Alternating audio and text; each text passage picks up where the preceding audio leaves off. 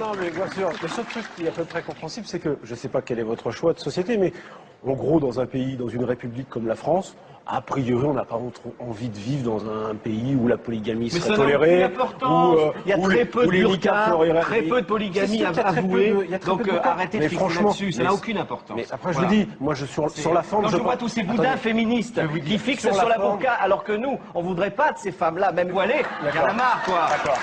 Sur la forme... Pourquoi la burqa serait une espèce d'alibi pour exprimer son féminisme? Vous ne savez même pas ce qui se passe dans la tête d'une femme voilée. Alors arrêtez de vouloir appliquer des lois. Sauf qu'il y a un sujet un tout petit peu sérieux derrière ce qui est une vraie caricature, c'est que la burqa c'est quoi? C'est que c'est la séparation entre l'homme et la femme, le fait de soustraire le corps de la femme au regard. Mais si, c'est ça. Mais pas du tout. Peut-être que vous voyez, mais non, c'est moi je ne le vois pas. Vous ne connaissez pas le Coran.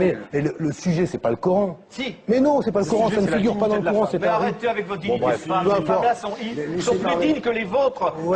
Ça n'a rien à voir. Mais je crois qu'elles ont pas choisi, franchement. Arrêtez. Vous ne savez pas ce que...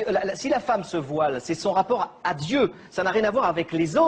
Elle s'en fout des autres. C'est son rapport personnel à Dieu. Renseignez-vous sur la religion musulmane et après vous pourrez parler.